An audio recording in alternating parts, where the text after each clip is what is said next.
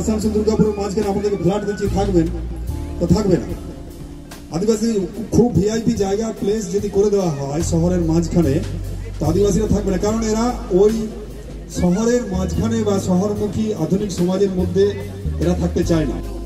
সূর্যদেবের পূজা উপলক্ষে এখানে আমাদের সাথে আছেন আমাদের বারাবণী থানার ভারপ্রাপ্ত আধিকারিক দিব্যেন্দু মুখার্জি মহাশয়, আমাদের সাথে আছেন আমাদের সর্বক্ষণের সাথী, সব বিপদ আপদের সাথী তথা আমাদের পঞ্চায়েত সমিতির সভাপতি মাননীয় অসিতদা। সূর্যদেবের পূজা এটা আমাদের নতুন কোনো তৈরি নয়।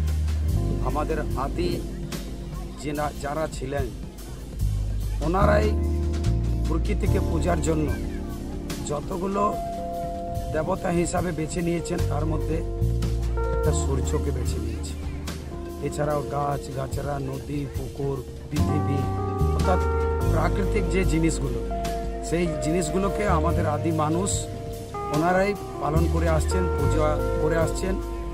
পূজা হিসাবে আমরা তারই এটাকে 40 বছর পর আমরা সূর্যদেব এবং তার সাথে ধরতি আয়াক মানে পৃথিবীর পূজা আমরা দুটো মিলে এটাকে করেছি। শুধু সূর্য নয়, তার সঙ্গে ধরতি মানে গোটা পৃথিবীর পূজাটা আমাদের এই 4 দিন ব্যাপী এখানে করা হয়েছে।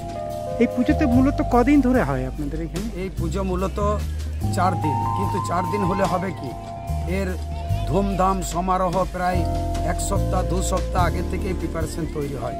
আদিবাসীদের পূজাকে সামনে রেখে আদিবাসীরা শুধু আদিবাসীদের মধ্যে নয়, গোটা মানব সভ্যতার একটা সৃষ্টিটাকে যাতে সুন্দর একটা পরিবেশের মধ্যে দিয়ে যাতে জীবনযাপন করতে পারে, থাকতে পারে এবং প্রকৃতিকে মানুষ যারা জানতে পারে, সেই জন্য আমরা এই ধরনের পূজা অর্থাৎ উৎসব এবং তার সঙ্গে সঙ্গে আমাদের বলা হয়েছে যে মানব উৎসব, এই শব্দটিকে আমরা ব্যবহার করেছি। পরে আবার ক বছর পর হচ্ছে এটা? এটা আমাদের এই একটা নিউ জেনারেশন যে কমিটি হয়েছে তাদের মধ্যে আমরা সার্বিকভাবে বসে আলোচনা করে সর্বক্রমে সিদ্ধান্ত গ্রহণ করেছি এবং সিদ্ধান্ত অনুযায়ী ভোটাভুটির মাধ্যমে একটা হয়েছে। সেটা হচ্ছে পরবর্তী ক্ষেত্রে 40 বছরটাকে 2টা পার্টে ভাগ করা হয়েছে, একটা বড় পূজা একটা ছোট পূজা। তো এর পরের যেটা হবে সেটা আপনার 11 বছর হবে, অর্থাৎ 2026 সালে 36 সালে হবে, সেটা বড় পূজা হবে। এই মণিডাঙ্গাতেই হবে। এটা তির্কি গোত্র, নট অনলি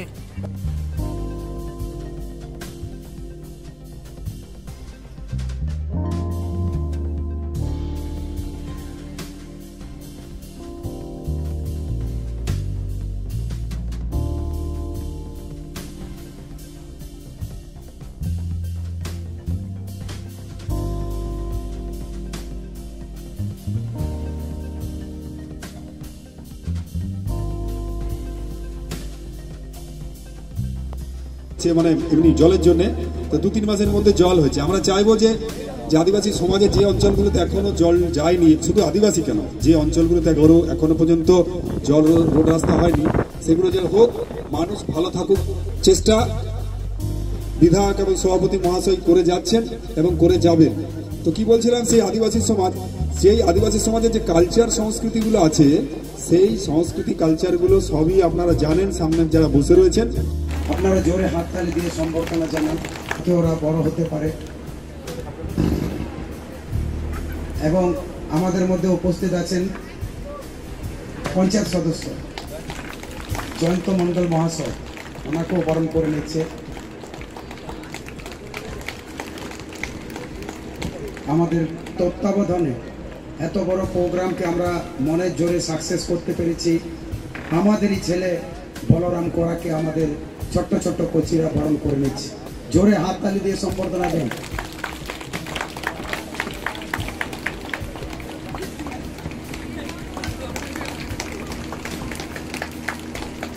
আমাদের মধ্যে উপস্থিত আছেন আমাদের মধ্যে অজিত পারেন কি এত ভালো প্রোগ্রাম এরা করেছে। এখানে না এলে আমরা বুঝতামও না। আমার ওসি সাহেবও আছেন, আমাদের মেম্বাররা আছেন, খুবই ভালো লাগছে এখানে এসে। দাদা শুনছি 40 বছর পর পর হয়, মানে বিশাল হ্যাঁ, ব্যাপার। 40 বছর পরে এদের হয়, কিন্তু আমাদের এলাকায় অনেকেরই প্রোগ্রামটা হয়, কিন্তু এদেরও হয় দেখলাম।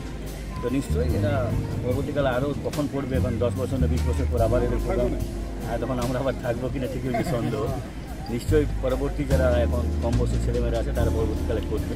দাদা এবং এখন দেখবেন আমাদের বারাবণীতে অনেক করে পশ্চিমবঙ্গে আমি দেখেছি, বিশেষ করে যখন স্ট্রাইফেন সাইন করি তখন দেখছি এসটি মেয়েরা কিন্তু লেখাপড়ার ক্ষেত্রে অনেক এগিয়ে গেছে। অন্য কাস্টে মেয়েরা এবং পিছিয়ে যাচ্ছে, ছেলেদের চেয়ে কিন্তু আমাদের এসটি কাস্টেরা পড়া বলুন। তাদের নিজে ধন্য। আপনাদের যে সূর্য পুজো কেন্দ্র করে আজকে আপনাদের সমস্ত অনুষ্ঠান, অ্যাকচুয়ালি আমার বাড়ি বাঁকুড়া।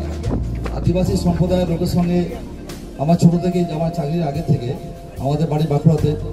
তো আদিবাসী সম্প্রদায় আপনাদের প্রত্যেক সমাজের সঙ্গে আমি খুবই পরিচিত।